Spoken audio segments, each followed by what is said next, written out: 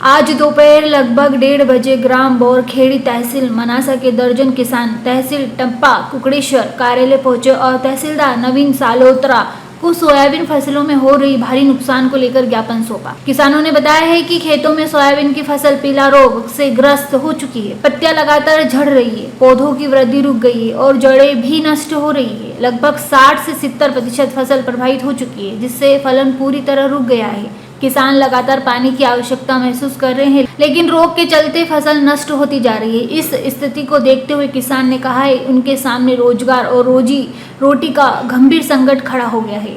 उन्होंने प्रशासन से जल्द फसल नुकसानी का सर्वे कर मुआवजा दिलाने की मांग की है। इस मौके पर मोहन सिंह, राजेंद्र सिंह, छोटू, भारत सिंह, बलवंत सिंह, राधेश्याम सहित बड़ी संख्या में किसान उपस्थित रहे। किसानों के सहयोग में नगर पटेल राजेंद्र पटेल भी किसानों के साथ तहसीलदार कार्यालय पर मौजूद रहे। उन्होंने किसान की समस्या को प्रशासन तक पहुंचाने में सहयोग दिया।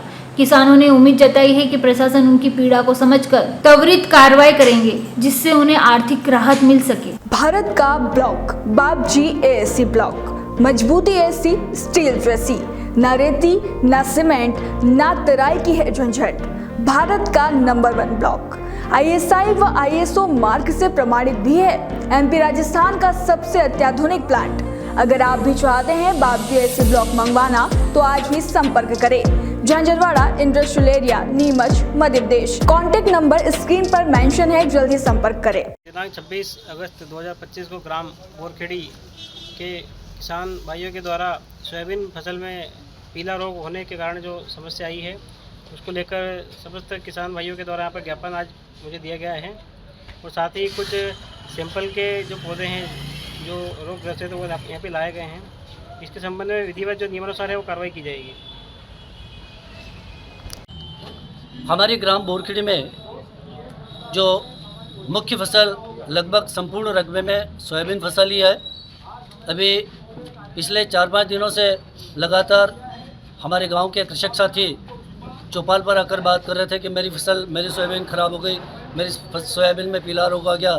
तो इस प्रकार हम लोगों ने कल परसों जाकर खेतों में देखा तो वास्तव में लगभग सभी के खेतों में पीला रोग आ गया है। और जहाँ पर पीला रोग नहीं भी आया है तो भी वहाँ पर फूल अपने आप गिर रहे हैं, पत्तियाँ भी झड़ रही है, पौधा भले हरा दिखाई दे रहा है, लेकिन उसकी जो फलियाँ हैं वो भी क्रमशः लगातार गिरती जा रही है। आज की स्थिति में यदि आकलन किया जाए तो 70% नुकसान हो चुका है, लेकिन हम ये नहीं मानते कि 30% हमारी फसल हमें प्राप्त हो जाएगी।